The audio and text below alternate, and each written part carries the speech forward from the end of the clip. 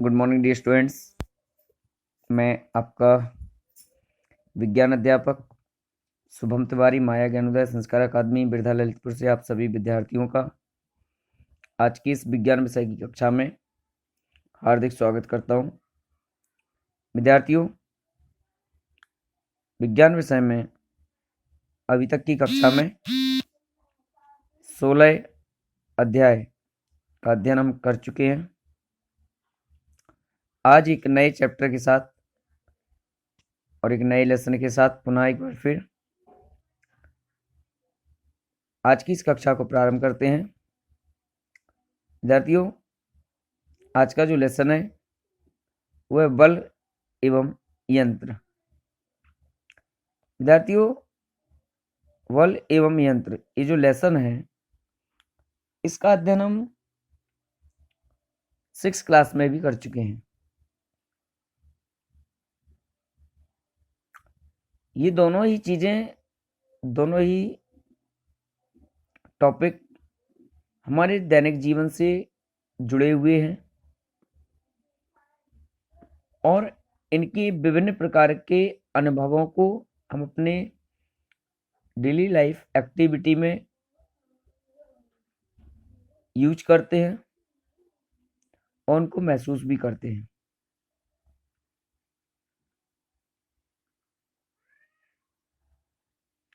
विद्यार्थियों, किसी भी यंत्र या उपकरण की अगर हम बात करें तो उससे हम कम समय में कम बल लगाकर किसी अन्य संसाधन का उपयोग करके अधिक कार्य कर सकते हैं।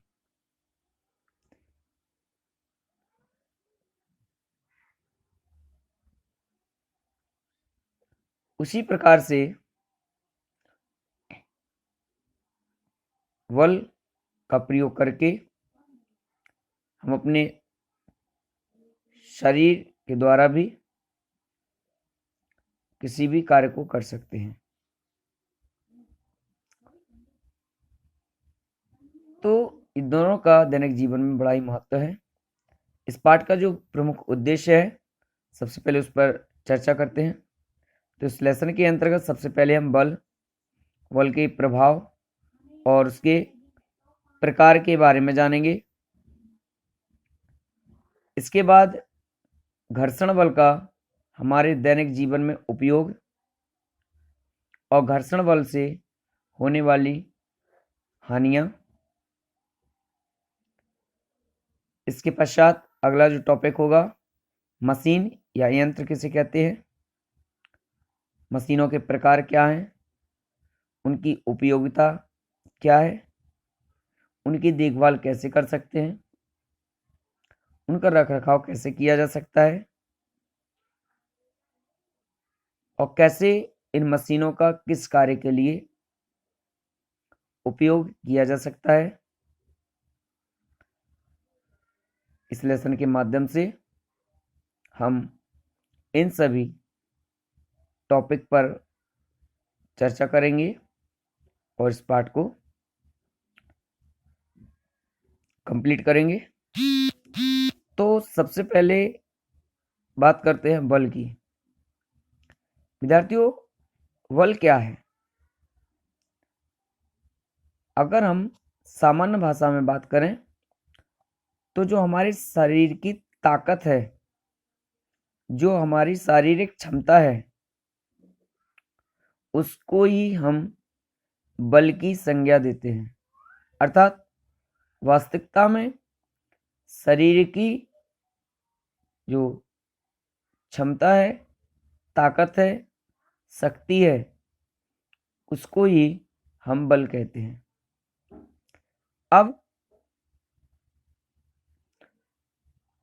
उस बल का प्रयोग हम कब और कैसे कर रहे हैं और किसके लिए किया जा रहा है, ये उस पर निर्भर करता है।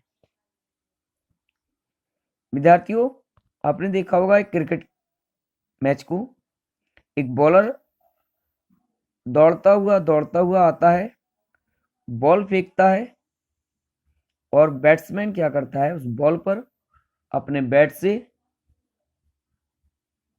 फोर्स के साथ गेंद को मारता है। गेंद बल्ले से लगने के पश्चात फील्ड में बाउंड्री की ओर जाती हुई देखी होगी आपने, और सडनली उसके पीछे किसी प्लेयर को भी भागता हुआ आपने देखा होगा,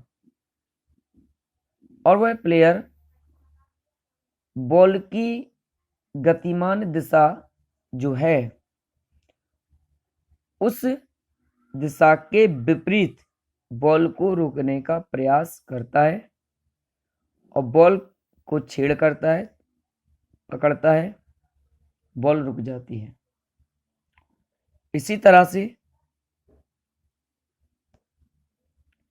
कोई वस्तु जब विराम अवस्था में रखी होती है, अर्थात उसमें किसी प्रकार का कोई मूवमेंट नहीं होता है, और उस पर अगर हम थोड़ा सा भी बल लगा देते हैं या धक्का लगा देते हैं तो वह वस्तु जो रुकी हुई होती है वो चलने प्रारंभ कर देती है, चलने लगती है।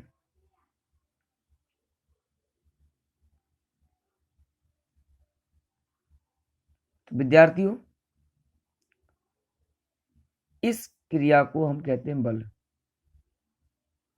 और भी ऐसे उदाहरण हैं जो हम अपने दैनिक जीवन से सीख सकते हैं और उनका अनुभव भी कर सकते हैं। अब इसके लिए जो आवश्यक है वह दो वस्तुएं हैं, यानी बल दो वस्तुओं, दो पदार्थों के मध्य लगता है, यानी दो वस्तुओं का होना बहुत जरूरी है। जैसे ये टेलीविजन का रिमोट है, दूसरा मैं हूं, ये विरामावस्था में है, अभी मैंने इसमें धक्का मारना दे दिया, गति करने लगा, उठा के रख दिया, स्थान बदल गया, विस्थापन हो गया इसका।